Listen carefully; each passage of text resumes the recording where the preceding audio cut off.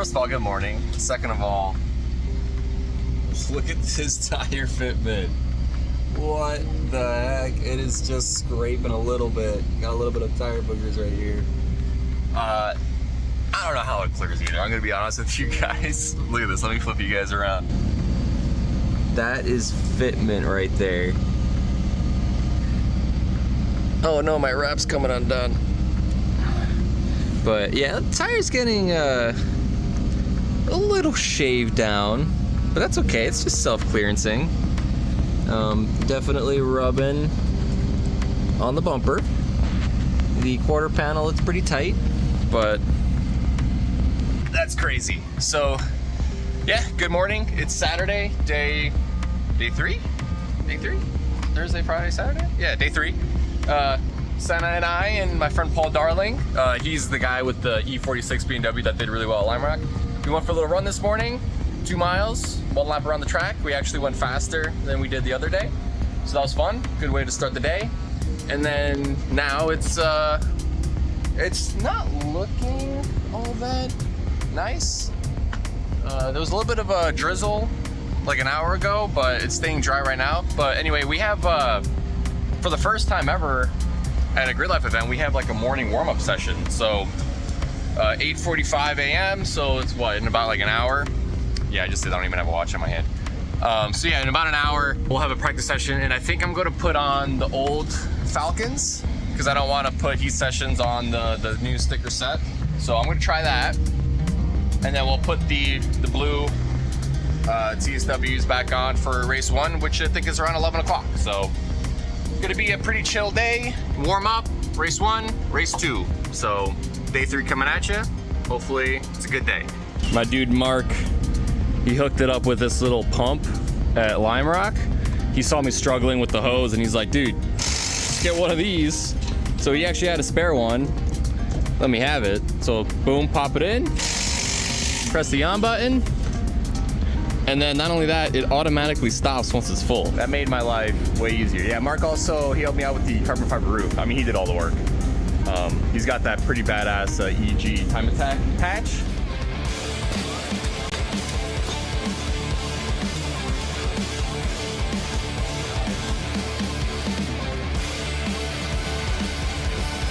So yeah, thanks Mark, this is sick.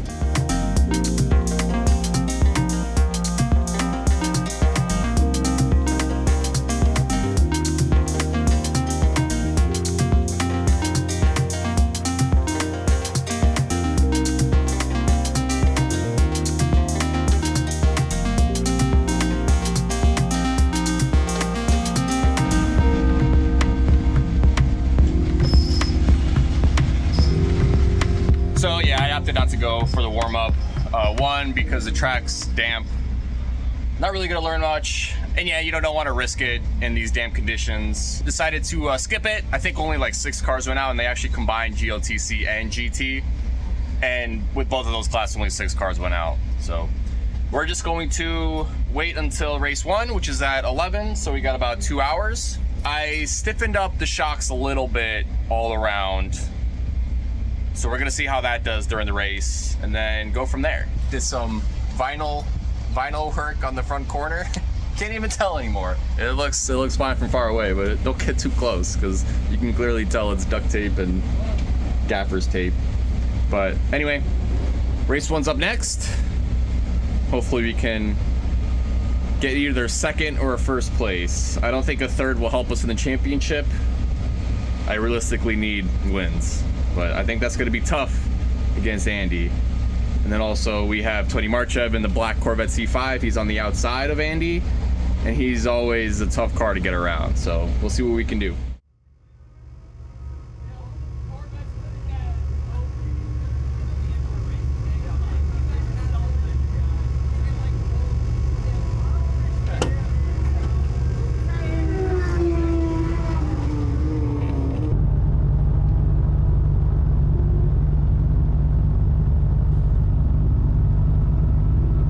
Alrighty guys, race 1, starting P3.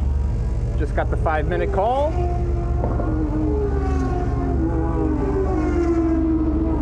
Feeling pretty good about this race. car should be good here. Right, strap in. Go get him, Rockstar. Thanks, man. Huge fan. Thank you. Radio check. Yeah, I got you loud and clear. Dude, it's kind of wild. That Aaron Grimm kid, he's out there right now, and he's gonna hop out and hop in the GLTC car. Gotta be pretty stressful. I think it sounds amazing. I'm jealous. Yeah, I guess you're used to getting ready at like the last possible second. For me, it takes a bit. One pace lap.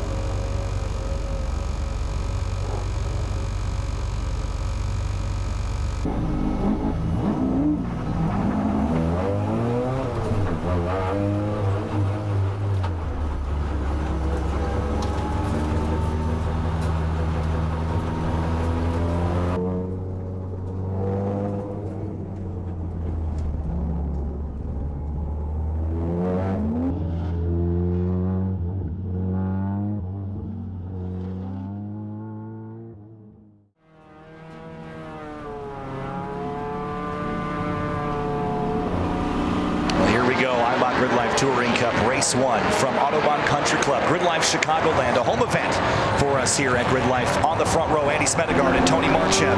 Here we go, green flag, and we're racing and underway at Autobahn Country Club South Course on the run to turn 1. A little stack up there with Catil protecting from Matt Waldbaum. It's tight quarters, almost a stop, and it's really dicey there in the opening turn. Everyone did a nice job, though, making it through the first turn, Mike, and they're going to spill out of turn 3. Smedegard and Catil leading the way. Tony Marchev's got trouble. That's what we're talking about. Tires aren't warmed up. Jake Dornstad spins, slides, and back across the racetrack goes Eric Jensen, Michael Pagano. Everybody scatters. I think we might have made it out without any contact. Did Dornstad get the arco there? He might have stopped for it. I think he hit it. I don't think he hit it. That's what I was talking about. That's that big risky corner right there, especially on cold tires. Wow, that was a big one there. Good job by everybody to stop and see that coming and area the racetrack they call $1 million corner, and that's for a reason. We'll stay green across the racetrack for now, with that yellow still waving at sector 1. But Smedegard and Catil first and second, that was crucial for the number 82. Absolutely. Gave him an opportunity to kind of run away here, and now you've got two groups of cars basically, the front and middle. Yeah, and I don't know if there was, maybe the 32 broke something, the way that car spun around and pirouetted. So we'll see if he's been able to clear as Rosenberg looks to the inside of Tony Marchev up the back stretch. But in that championship fight, that's what Catil needed to do, is just get himself ahead of Rosenberg. And wins will take care of the rest, but he's got to hunt down one of the fastest in the series. Yeah. I wonder if there was a little bit of an accordion effect as Tony got a little squirrely through there and everybody checked up.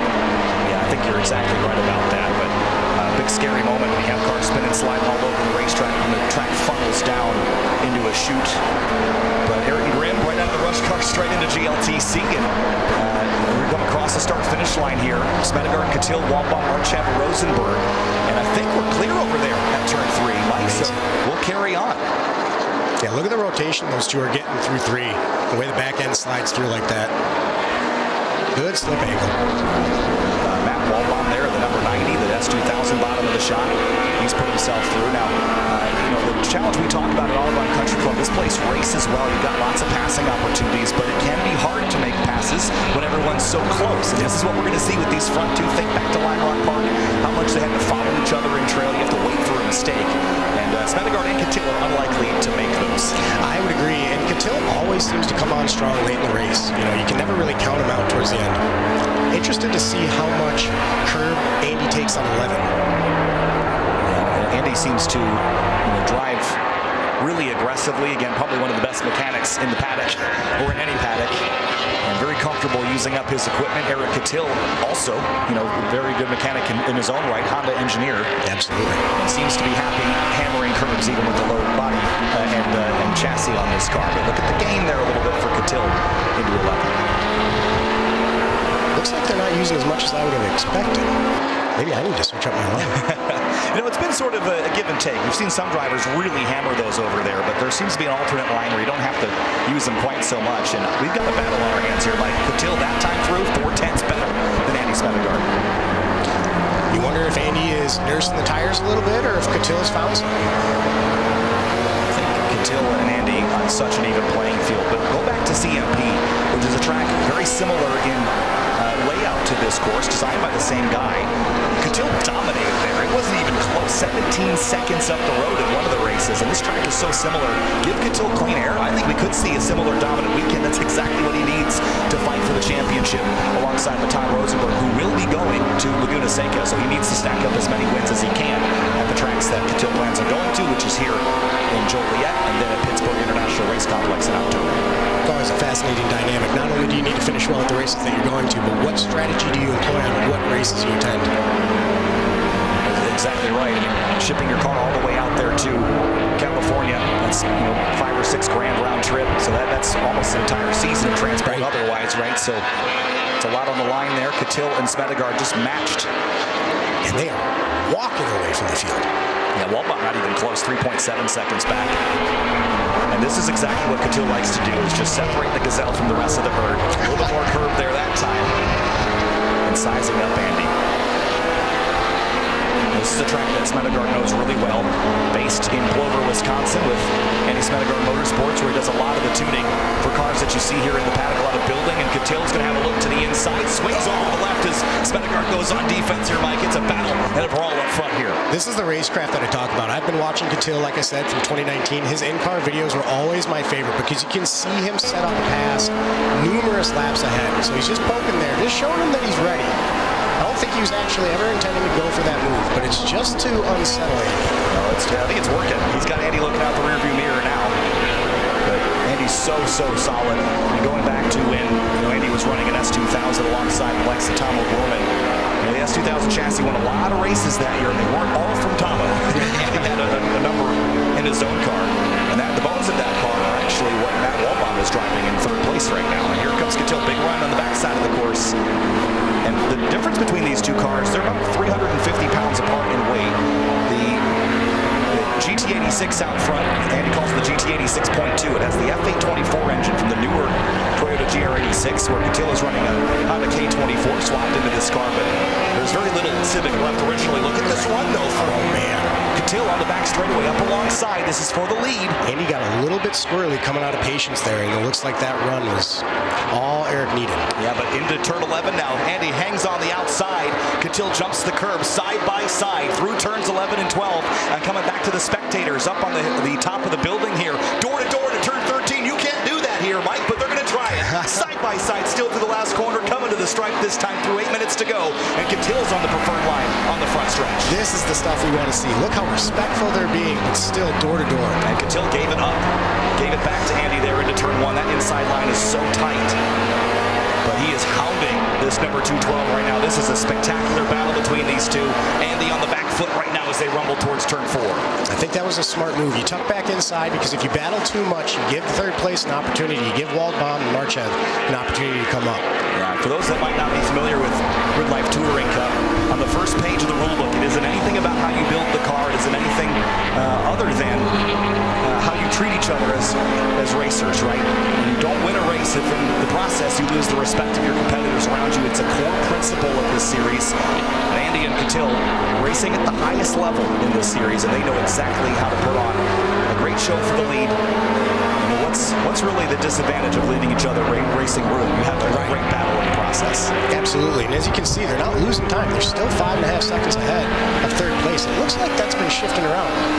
Marchev up in 3rd, Rosenberg in 4th, and Walbaum in 5th. Walbaum's dropped a couple spots there. Good pickup there, Mike, as Tom Rosenberg trying to cut the loss to Kittil in the points for the weekend. You see the purple-white on the timing and scoring. That means Kittil's the quickest of anybody on the course, and he's got Andy in a compromising position here again to turn 13. He's going to try the long way around this time. Rolls reversed. Oh, almost a little touch there as Kittil had to bail out. But I think he wanted to try the outside. I think he'd prefer driver's left going into turn 1. Yeah, I think you're right. He's trying all the different angles. And frankly, everything seems to be working. I think Andy is really driving a very defensive line throughout this, and that's giving Eric the opportunity to try outside, try inside, and still have the run. On to the backstretch now towards turn 4. Once again, watch that delta. Kittil a little slower than Smedegard that time through. Andy pushing up to the edge of the road to see the ticker shifting and shuffling as drivers make up position. positions here, but I love that they can battle this fiercely and not really give up time to the drivers in trail. But Tony Marchev in that 17 after a slow start, he might start chipping away at the laps from these front runners. Yeah, he might. I thought maybe there was a battle happening in third through fifth, but it looks like they've got a little under a second of a gap between third and fourth, so they're just not catching up. These two are just battling it out and still maintaining speed. This is the closest battle and the fiercest one on the racetrack, so we'll keep you here until they fizzle. This is where Cattill's been really, really strong. Looks like he's made up a lot of time. Leaving turn 10 now, up onto this back stretch. Right into slipstream here, about 115 miles an hour. What are you touching in a Club TR car down into turn 11? 111 to 113.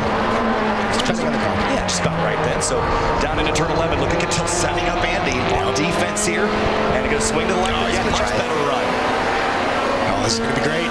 Side by side again through turn 13. They did this a couple laps in a row. Cattill the long way around at turn 14. Back onto the front stretch again. 5 minutes to go as they cross under the flag stand. Cattill takes the lead away. And Andy's going to poke the nose in the inside of turn 1. He's not willing to give this up just yet. This will compromise Eric's angle. Oh, no, he closed the door on him. Got it. Wow. So now with Cattill having clear air in front of him, we'll see if he just sets sail. It looks like the rear end of Andy's car is really lively. Having trouble getting the power down. I think he makes a little bit more torque than Cattill probably does, maybe around that 190 mark. Down to turn 5. Eric in the 82 takes the lead away, and again, I think he's just going to light the afterburners now, Mike, and just start to sprint away. And we'll find our other battles a bit deeper in the field.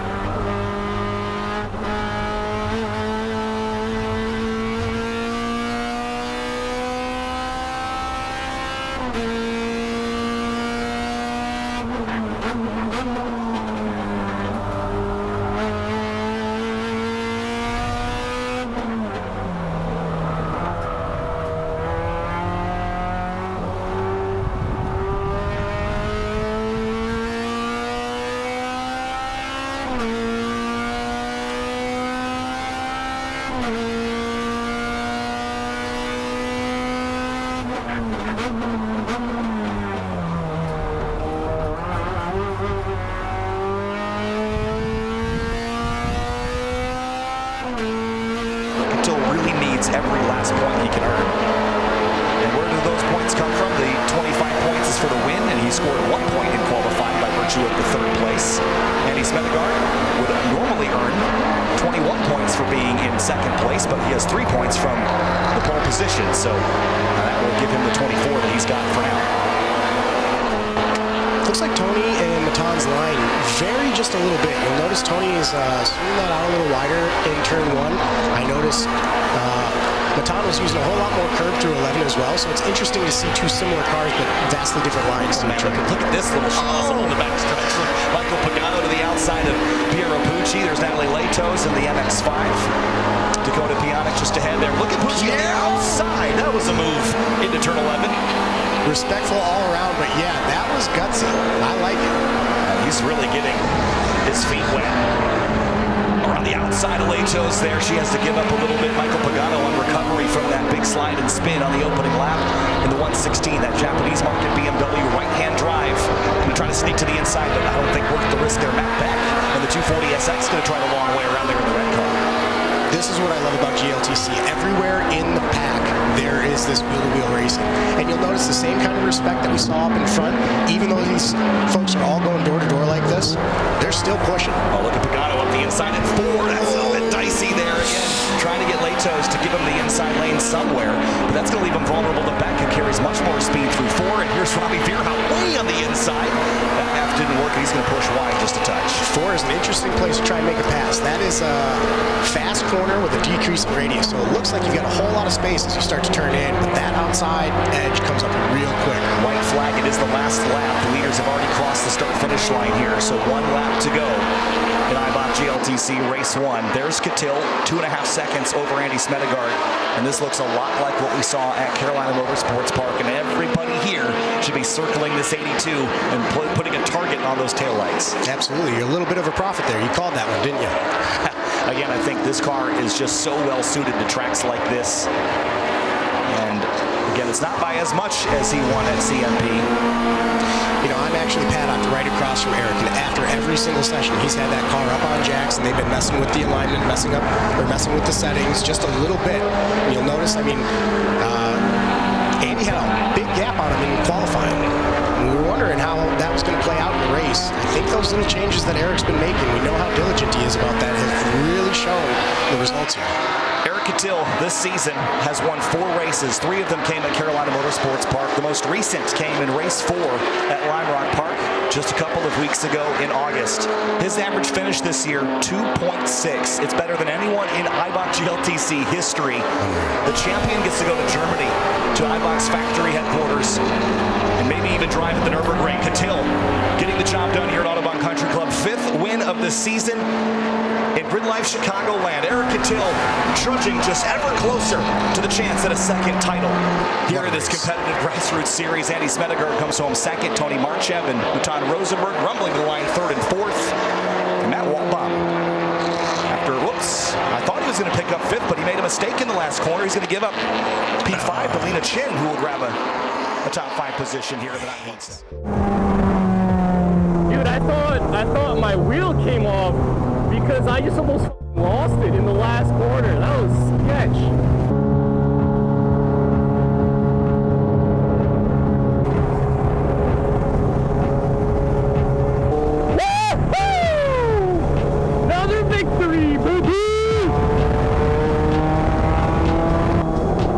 Andy got the blue flag. That was my favorite part of the whole race.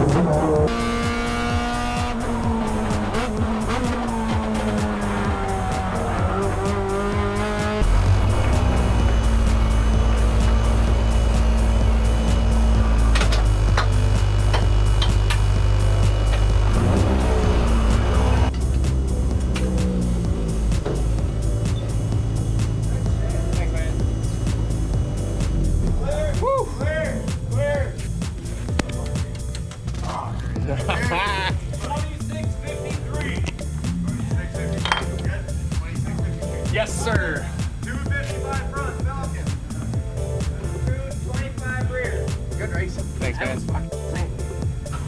You was flanking it so bad, it's about to start raining. Okay. So hurry up and get on the dyno. Sit down.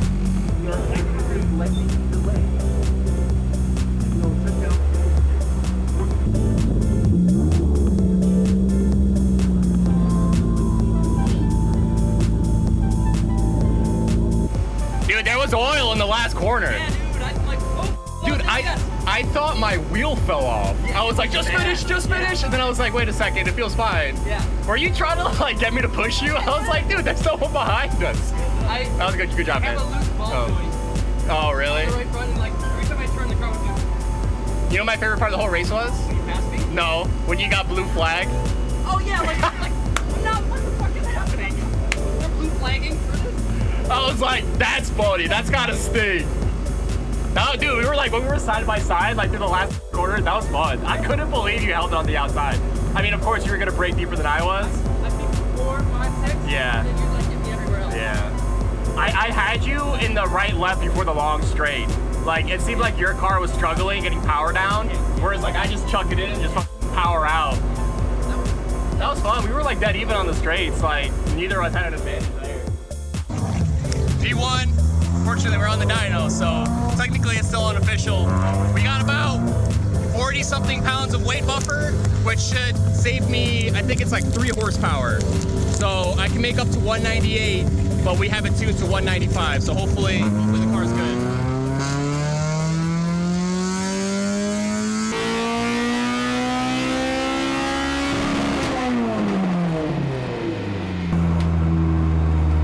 I think it's hailing.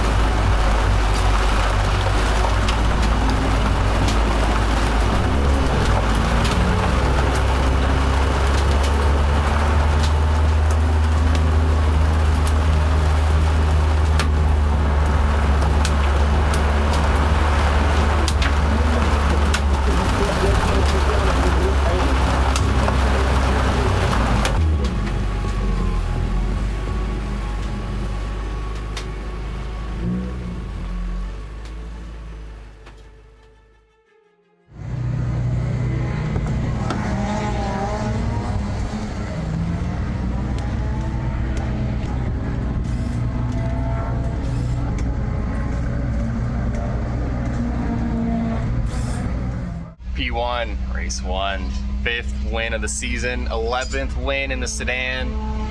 Incredible, car felt great. The shock adjustments did a world difference on the car, and also kind of being more strategic with how I'm hitting these curbs. But yeah, car felt phenomenal. The Falcon RT660 Pluses, man, they continue to impress. I ran like a 31.7 or 8, like the second lap, and then the second to last lap I ran basically the same lap. So being consistent all the way through that race, pretty awesome. Those tires, man, I should have been on them a lot sooner. So big shout out to Falcon. Car felt great, no changes at all. Race 2's coming up next. I should be starting pole, so I'm gonna take the inside into turn 1, and then hopefully we can get another win. We're 9 points away from Matan in the championship, so we're closing in. So a few more good finishes like that, get even closer. Let's do it. One more race today in about 30 minutes. Should be a good one. Conditions look pretty good. The rain/hail was insane. My entire toolbox was soaked. We had to basically take everything out of it, clean it, dry it. Yeah, that was crazy. But anyway, it looks like the weather is gonna hold out for a good race 2. So one more to go.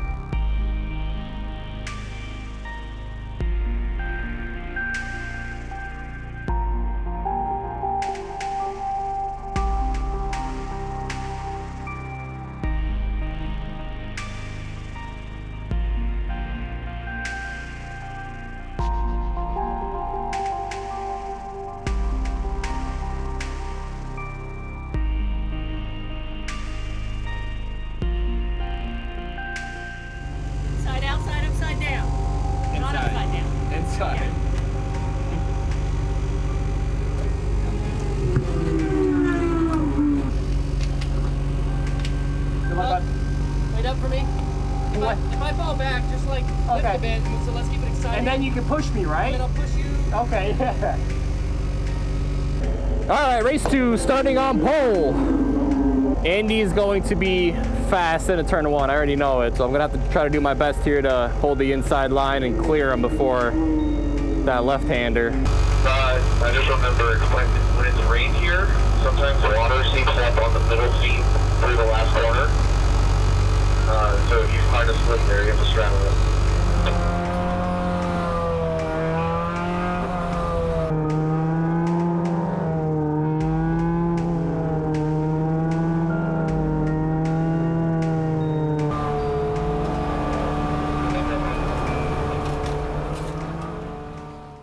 Catil dominated at Carolina Motorsports Park, a track very similar in layout. What race did he dominate in? Race 2. At pole, drove away. We'll see if he can do the same thing here in this one, Mike. It's possible. I want to see Jim Smith too. I want to see what he's able to do, jumping back into the S2000 there in 9th place. That's a great starting position for him. Heard that the 155 Michael Pagano is nursing a misfire here as well. We'll see if he can get the job done regardless. Green flag in the air. IBOC Gridlife Touring Cup, race number 2 underway. The field storms down towards 1. Look at Smedegard on the outside trying to make it stick. If he can keep overlap here, Mike, he might steal the lead away. It's going to be tough. That transition to 3 is going to be rough here. Yeah, back to turn 3. They're still side by side. Look at this. That was a great fight there by Smedegard, but Catil is going to have the top spot. Much cleaner that time through turn 3, but Smedegard has to give it up into turn 4. Look who's third. Yeah, it's Tom Rosenberg, the championship leader. Able to sneak up is there's quite a big gap between him and Marchev now. Yeah, I wonder if Marchev had a slip up or something into turn 4, because you see that differential. He's stacking up Matt Waldbaum and Lena Chin, and then there's Louis Chatroop and Ayrton Grin back there, who's had a better weekend in the GLTC car than he has in the Rush car so far. Jim Smith in the red S2000 up the inside of Chatroop, really late on the brakes there, trying to blow it all down. Lou really late on the brakes. That was a gutsy play. I love seeing it. Him and Jim are really giving Ayrton quite a lot of trouble there in the rearview mirror. We're on the back straightaway now. Eric Catil running away from the 2,800-pound GT86.2, Andy calls that. And the championship leader, Matan Rosenberg, in that 484 Corvette. Andy's close to Eric Catil. His car might come in a little sooner than Eric's. A little bit more weight, easier to generate tire temp. Look at this schmozzle down into turn 11. That was dicey. Great racing throughout the pack. Yeah, seeing 3 cars up in this battle is pretty exciting here too. That could really change the dynamic of the battle between 1 and 2 if Rosenberg's up in there giving him heck as well. Because you go to make a pass, and if you've got to commit to it and then have to bail out, that leaves you wide open. This is high up as Tom Rosenberg has run since Road America in July. Struggled a lot at Lime Rock Park, and in earlier today's race, was in the mix in the top 5, but never really battled for the lead. But as long as these two keep racing like this, and they are stealing the show, then Rosenberg will be able to keep tucked up to their rear bumpers here. Yeah, this is exactly what I was talking about, with 80 putting all that pressure on Catil's back bumper now. 80's rear tires fell off towards the end of the last race, and Catil's didn't seem to do the same thing, and I wonder if that's just the balance issue, or if 80's just slinging it a little bit harder and they're just not lasting as long. Not sure, but they seem pretty well matched. Again, front engine front drive on the Honda, front engine rear drive on the GT86 in second place. Much better run for Andy leaving the corner, and the other thing is he might have a little bit more torque in that FA24. Of course, Eric Catil's car is detuned a little bit, but so would Andy's. Look at him peeking. Just want to remind you that I'm in your mirrors. I'm here, just in case you make that mistake. Oh, look at all the curve that Andy hammered. And Tom Rosenberg, same story. Marchev, Matt Waldbaum, see him kick the rear end out there, hammering the curbing. And one of the topics of the weekend is the points for the weekend title. Eric Catil, 51 points as they burn, but as they cross the line with this reshuffling of the deck here, see if anyone's gained or earned anything this lap around. I don't think so, but look at Rosenberg. 34 points to Marchev's 36. If you were to pass for second, that would flip. Yep. Catil, 25 points earned right now if the race were to finish just like this, on top of the 26 that he had for the third in qualifying and then the race 1 win. So telling an interesting story as we make our way through the weekend. And putting a little distance now back to Smedegard. That half-second gap is about as big as we've seen until the last couple of laps in the first race here. Yeah, navigate now on the backside of the course. Probably keep one eye on those guys and maybe one eye on the rest of the field, because I have a hunch that Catil is going to start to stretch this gap out. See it now about 10 car lengths, but look at the best lap delta. Andy's only 48 thousandths slower as far as their best lap. But you see the purple stripe on Catil's name, that's because he is the fastest car on the road. Well, getting a little sideways there. Definitely using all of the weight transfer to get through patience. Looks like the lap times are a little bit slower. Wondering if the track is heating up and slowing down a little bit.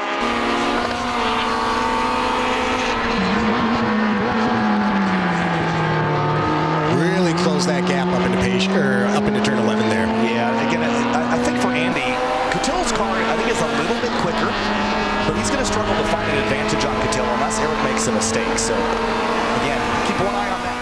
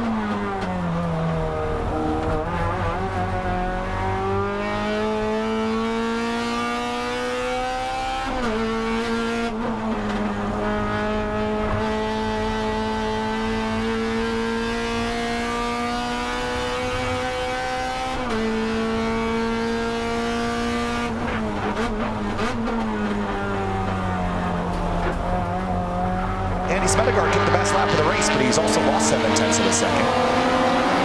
A lot of back and forth, a lot of accordion stuff going on with those two. Well, only by 18 thousandths did he take that best lap, though. Back down to 32s, though. One of the really solid laps there.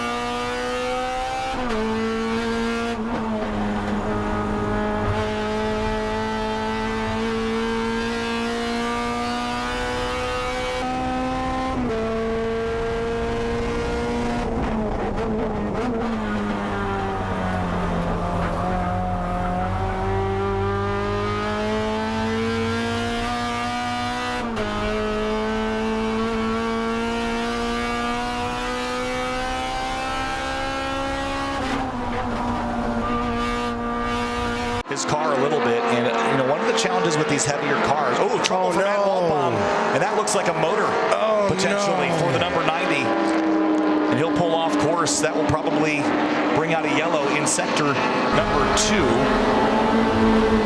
Wonder if he can get off to a safe spot or if the yellow's going to come out. It's going to be tough. We're running out of laps here, but that is heartbreak for Matt Walbaum. I don't know what it is about Autobahn Country Club. It has not been nice to those ASM K24s, has it? No. Go back a couple of years to Tom O'Gorman having a motor expire that famously changed that engine in under 2 hours and made the next race.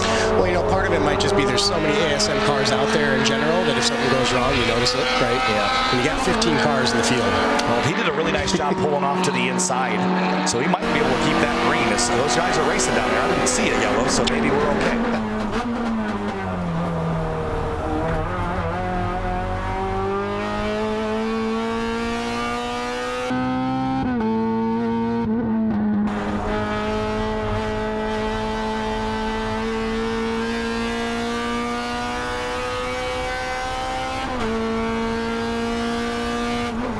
So that will start race 3 based on fastest lap from race 2. So that's something to consider here at the end of the race as well. Across the stripe here, battle for third is on with under 2 minutes to go. Yeah, nobody told Tony that it's going to be about lap time. He's racing for position. I see a white flag out there as well, so we should be on the final lap of this race.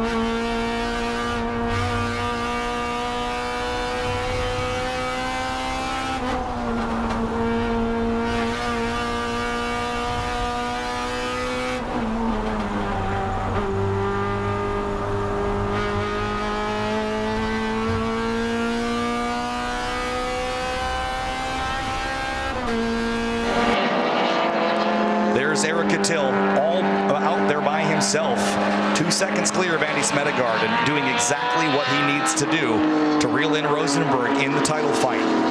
Thirds aren't going to do it for Matan if Eric wins the next handful of races. And the other thing to consider is if Cattell were to win the third race, it's very hard not to win the weekend after you win 3 of the 4.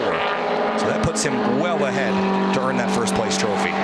Yep, and as long as he's got that purple lap up there, right, he's going to be in the same position for race 3. Exactly. That's critical. And oh, no! A wheel! That's Richard Sawicki. Left rear wheel comes off. That's going to be yellow in sector 3 right at the end of the race. Front. Well, that's not good. I wonder if he tried to eat a lot of that inside curb at 11, and maybe that put too much stress on it. Checkered flag. Eric Cattell wins race 2 of Ibach GLTC, and critically, look at this. This is your fastest lap sort.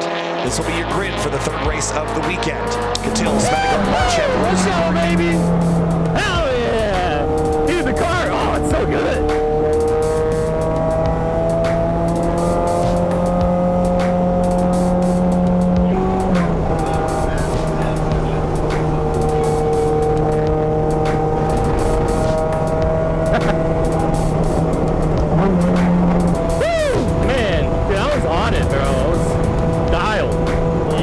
Like some of these quarters, like I think it's turn 6, like I don't even have to steer. I just like lift off the gas and the car just pivots and I just throttle.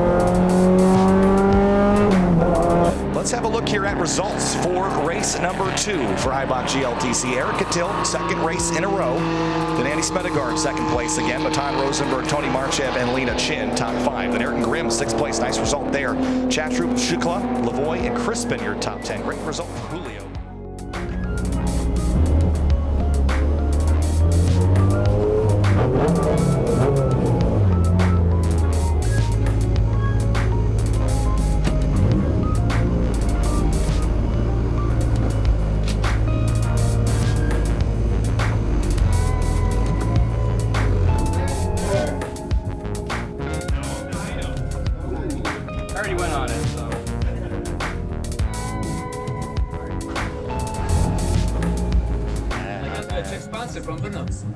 There's some cars they sponsoring from Brno.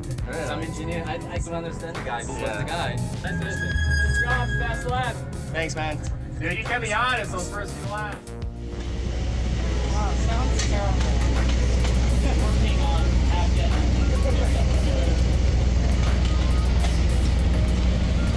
Just gotta say, Andy, you're a machine.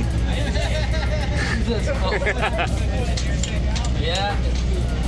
Wheeling and then wrenching non-stop. You too.